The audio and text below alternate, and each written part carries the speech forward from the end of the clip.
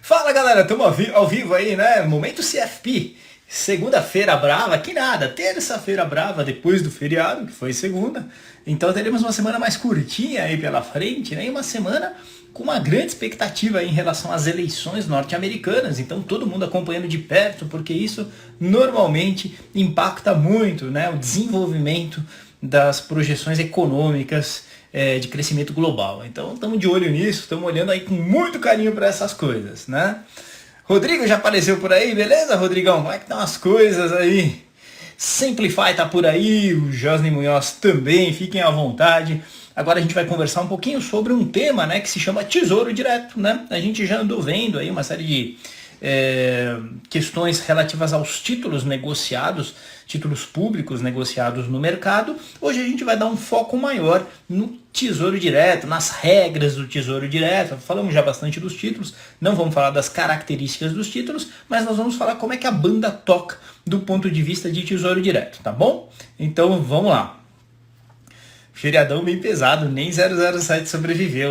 O Sean Connery não é o duro de matar, né? Então, enfim, se bem que 90 anos, cara, viver até 90 tá bom, né? Muito bem, mas o Sean não está mais entre nós. Mas eu fiquei muito chateado, foi com o Louro José. E o Louro José é um ícone da televisão brasileira, né? E também, infelizmente, não resistiu ao feriado, ao final de semana, né? Vamos então aqui, bom, deixa eu só mostrar minha tela aqui pra vocês, que eu vou mostrar que dia alegre. É só verdinho na tela, né? Só verdinho, tá vendo?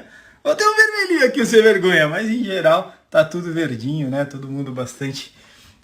Não vou dizer que tá bastante animado, na verdade é recuperação do que a gente teve na semana passada, que era sangue para todo lado, né? Mas vamos aqui ao que interessa, vamos falar de Tesouro Direto, quais são as regras que você precisa saber para a prova e também para indicar boas opções de investimento, né, para os seus clientes, para você investir o seu dinheiro e assim por diante.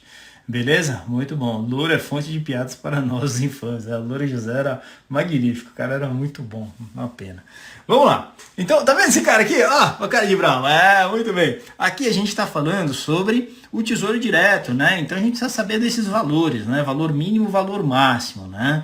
Então, o valor mínimo é R$30 e o valor máximo é 1 milhão por mês por CPF. O que isso quer dizer, né? Que quando você está operando Tesouro Direto, quando você vai lá investir no Tesouro Direto, você pode investir no máximo R$1 milhão por mês. Eu sei que você ficou chateado com isso. Isso é um grande problema na sua vida agora, né? Que você queria colocar, sei lá, pelo menos uns 20% do seu patrimônio, que seria, sei lá, 1,5 milhão por mês, né? Nessa esse pico de renda que você tem tido nos últimos tempos. Não vai dar, né? Tem que se limitar a parcos R$1 milhão mensais por CPF, tá? A não ser quando está vencendo alguma operação. Esse R$1 milhão são compras novas. Agora, quando está vencendo alguma operação, aí você pode reinvestir fora desse R$1 milhão. Então é uma exceção à regra, tá? Então é importante lembrar disso. Isso é uma coisa que pega bastante. R$30 no mínimo, né? Isso é muito bom para quem está começando a investir. E R$1 milhão por mês no máximo. Tem valor máximo de estoque de grana? Então tudo bem, eu vou investindo lá uns R$500 mil, R$700 mil no mês que vem. Bateu R$20 milhões, alguém vai brigar comigo? Vou ter que vou estar desenquadrado? Não, você pode pôr quanto dinheiro você quiser, não tem limite de estoque de grana, tá certo? Tá me dizendo aqui o Garcia, o tesouro tá dando rendimento negativo. Meu amigo, você acha que a vida é festa, que a vida é só alegria? Você acha que não tem risco nos títulos públicos? Eu sei que você sabe que tem, né? O duro é falar com aquelas pessoas que conhecem um pouco menos, né? E a gente às vezes indicou lá, por exemplo, o cara comprar Tesouro Selic, LFT, e agora deu uma flutuadinha para baixo, né? Ainda que não foi um negócio tão pesado no Tesouro Selic, e o cara fica doido, né? Achando, pô, você falou que não tinha risco. Não falei que não tinha risco, falei que o risco era bem pequeno, bem menor que outras aplicações, mas realmente está dando negativo. Então vamos lá, vamos falar um pouquinho de quando acontece a liquidação do bagulho. Então a liquidação ela acontece em D+1, tá certo? Então isso que você precisa lembrar, Se você olhar aqui, né, liquidação do Tesouro Direto, lembra que ela é em D+1, era D+2, agora é D+1. Então você precisa lembrar que a sua grana, né, quando você investe no Tesouro Direto, a sua grana tem que estar disponível já no dia seguinte. Isso pode ser uma questão de prova, né? Então você tem que saber que o investidor ele precisa ter os recursos disponíveis para honrar aquela operação já em D+1. Muito bom. O Anderson Garcia, eu não sabia. Pô, Anderson, boa, tamo junto aí, meu amigo. Legal. Vai fazer um curso de opções lá, checa lá com a menina lá que tem um precinho camarada para o Anderson que tá sempre aí conosco. Vamos lá. E para talvez alguém mais que já fez o Asset Allocation, Valuation, então o pessoal que está sempre presente conosco, manda bala lá, conversa com a Evelyn, ela vai te chamar sem dúvida no privado, que eu já falei com ela, tá? Muito bom. Aí vamos falar um pouquinho de taxa de custódia, né? Por quê? Isso é uma coisa que pega também, afinal de contas, quando a gente está falando de aplicações de baixo risco, a gente não quer ficar pagando taxa, né? Por quê? Porque aplicações de baixo risco, elas dão baixo retorno para gente. Se eu vou ter baixo retorno, não dá para ficar entregando o retorno e aí zerar meu retorno, ter uma taxa real negativa, percebeu? Então uma coisa muito importante que a gente precisa ter em mente é, quando a gente vai montar reserva de emergência, o Tesouro Direto é uma das alternativas. Se ele é uma das alternativas, a gente precisa pensar no impacto das taxas na minha reserva de emergência. Outra alternativa é o fundo DI, por exemplo, né? E aí você vai colocar dinheiro num fundo DI ou vai indicar um fundo DI para o seu cliente. Na pior das hipóteses, tem que ser um fundo DI com taxa de administração zerada. Você vai no BTG Pactual, hoje você tem taxa de administração zerada. Você vai na XP, você tem taxa de administração zerada. Então é importante que um fundo DI tenha taxa de administração zerada.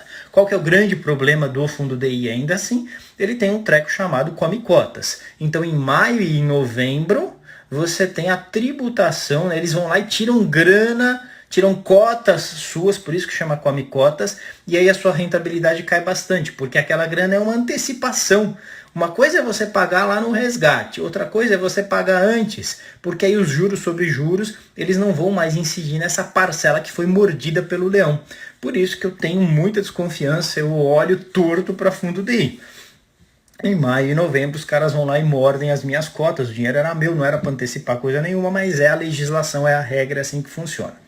Então, o Tesouro Direto ele tem a vantagem disso não acontecer, não tem come cotas, né? Então, quando a gente olha aqui, né, lembra o seguinte, não tem come cotas, mas tem 0,25% ao ano do valor custodiário. Então, se você tem uma grana lá, então o Tesouro Direto morde 0,25% da sua grana anualmente. Só que isso é provisionado diariamente e sai mesmo, de fato, da sua conta semestralmente. Meio como se fosse um come cotas, mas é 0,25% do patrimônio, né? Se você lembrar, o come cotas, para fundo de curto prazo é 20% do lucro e para fundo de longo prazo é 15% do lucro. Aí é importante a gente fazer essa conta quando a gente compara um fundo DI com uma aplicação, por exemplo, de Tesouro Selic lá no Tesouro Direto. Com a taxa de juros baixinha do jeito que está, a taxa Selic está 1,90 ao ano, né? Você põe esse 0,25 de taxa de custódia que a bolsa cobra, né? Que você tem lá no Tesouro Direto, e se impacta o seu rendimento fortemente. Então, à medida em que a taxa Selic é mais alta, vale muito mais a pena você investir no Tesouro Direto do que num fundo DI que tenha o come cotas e tem que ter por causa da legislação. No nível que está, você vai ver que a diferença está muito pequena. Por quê? Porque esses 0,25 estão pesando na conta atualmente. Então esse é um ponto bastante importante, tá? A gente está ficando cada vez mais cristalizado o cenário de aumento de taxa de juros aí nos próximos meses, né? Então, tem várias sinalizações a esse respeito. Você tem a inflação rodando bem mais alta que a taxa Selic, então você está tendo uma taxa real negativa. Isso não parece ser sustentável no longo prazo. Você tem a cotação do dólar subindo fortemente e, na minha visão, uma pílula amarga que vai ser administrada pelo Banco Central, pelo Copom nos próximos meses, é um aumento bastante forte na taxa de juros, e à medida que isso acontecer, a gente não vai ter mais essa Selic de 1,90, a gente vai ter uma Selic bem mais alta, e aí esse 0,25% ao ano de taxa de custódia cobrada pelo Tesouro Direto deve ficar bem menos significativo, bem menos relevante, e, na minha opinião, volta a ser uma aplicação bastante interessante, tá? Muito bom. Deixa eu ver que mais que é importante que você saiba para a vida e para a prova, né? Ok, se você ficar menos, né? Menos tempo e portanto, do que quando são cobradas, né? Você não tiver lá no tempo em que é cobrada essa taxa de custódia, você vai pagar proporcionalmente, tá? Então existe uma cobrança proporcional a essa taxa de custódia quando você sacar, quando você resgatar o dinheiro. É importante lembrar que todos os títulos públicos negociados no Tesouro Direto seguem a regra da renda fixa, né, de tributação. Então o que acontece? Se você deixar lá, eu coloquei 2 anos, né, mas lembrar que é em dias que a gente vê isso, mais de 720 dias, 15%, tá certo? Entre 360 e 720 dias, 17,5%. Entre 180 e 360 dias, 20%. Menos de 180 dias, 22,5%. Então isso é um incentivo para que a gente deixe os recursos, para que o investidor deixe os seus recursos investidos para o longo prazo. Então é importante lembrar disso. O Anderson está me perguntando aqui, nem pensar, né, tesouro pré-fixado. Olha, eu acho que o risco é muito grande, né? Porque está ficando muito claro que vai haver aumento das taxas de juros, né? Você tem uma questão fiscal aí envolvida, né? Você tem o fato de que o dólar está cada vez subindo mais, está muito alto.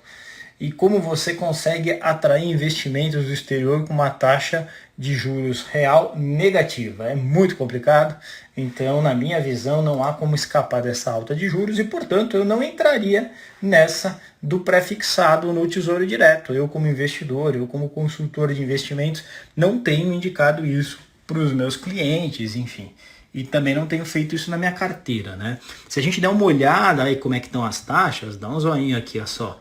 Então você tem a taxa para 5 anos, vai, Tesouro Pré-fixado 2026, Anderson. Olha lá, 7,37, né? Tudo bem, 7,37 é muito mais do que Tesouro Selic está pagando. Tesouro Selic está pagando 1,90 mais 0,19 de deságio, né? Vamos ver quanto é que está o deságio, tá? 0,19, ó. Selic mais 0,19 de deságio é o que está pagando o Tesouro Selic. Tudo bem, quando a gente faz 7,37, isso é bem mais alto. A grande questão é, quando o Copom subir essa taxa para 3, 4, 5%, como é que vai se comportar essa que está 7,37, né? Então, a interpretação do mercado em relação a isso vai ser muito importante, porque se o mercado achar que essa alta de taxa de juros que o Copom está fazendo vai segurar a questão da inflação, vai trazer dinheiro, capital estrangeiro novamente para o país, segurando a taxa de câmbio e tal, o que vai acontecer? O mercado vai ficar mais tranquilo e vai imaginar, já já o Copom volta a baixar a taxa. E aí esse 7,37 não abre tanto. Agora, difícil dizer, né? O Brasil não é um país para amadores, então os imponderáveis acontecem a todo momento. Então, a minha grande dúvida é exatamente essa. No momento que começar a puxar a taxa, o quanto essa taxa Selic vai ser puxada pelo Copom, né? Por quanto tempo e, portanto, para onde vai esse 7,37 que a gente acabou de ver aqui, tá certo? Então, risco muito grande, né? Eu não iria nesse momento em taxas pré-fixadas, tá? É isso, eu acho que eu estava muito reticente já há alguns meses a investir em Tesouro Selic pela magreza das taxas e porque está entregando uma taxa real negativa, mas esse é um momento que eu acho que a reserva de emergência não pode ser colocada em risco, então sem dúvida você precisa manter seja em fundo DI, seja em LFT, né, Tesouro Selic, tem que ir no conservadorismo mesmo. Lembrando que quando a gente está falando então de tudo isso, né, uma boa opção também para reserva de emergência são os CDBs com liquidez dos bancos de primeira linha, né? Tem algum risco, né? Mas primeiro, você está mitigando esse risco num banco de primeira linha. No caso do CDB, você não tem o come cotas e você também não tem essa taxa de custódia de 0,25 que tem no Tesouro Direto. Então, tem que colocar tudo isso aí na conta, né? Talvez até fazer uma pequena diversificação em cima disso, embora a gente não deva deixar uma reserva de emergência tão alta, né? Mas no sentido de, mesmo dentro da reserva de emergência, às vezes eu preciso de grana que é no dia seguinte. Às vezes eu preciso de grana que é daqui a uma semana, né? Então, com isso a gente consegue calibrar melhor essa distribuição, essa alocação dentro da reserva de emergência. Beleza? Bom, galera, é isso, né? Hoje eu não vou resolver questão nenhuma, né? Eu mais ou menos falei para vocês o que deve cair, o que pode cair na prova. Nas últimas provas, estranhamente, a Planejar tem colocado pouquíssima coisa, quase nada sobre o Tesouro Direto, que eu considero um erro, porque é uma baita de uma opção para você compor a sua carteira, para você fugir do come cotas, né? Embora tenha essa taxa de administração de 0,25, que com taxas mais gordas de retorno, de rendimento, tem um peso muito menor nos seus investimentos. Tá bom, gente? Legal. Ficou alguma dúvida aí? Deixa eu ver se alguém colocou alguma dúvida aí, que eu não tenha respondido. Eu acho que não, acho que eu falei para todo mundo. Ok. Beleza, galera. Tamo junto aí. Então, qualquer coisa, chama a gente aí nas redes sociais, nas mídias e tal. Lembrando que amanhã nós estamos de volta aí, meio-dia, com o Momento CFP. Para quem tá prestando a prova da Ancor, 18 horas, estamos aí hoje fazendo o Momento Ancor. Beleza? Valeu, Jaqueira Vox estava aí também, Josni estava aí. Um grande abraço para vocês. Até mais. Tchau, tchau.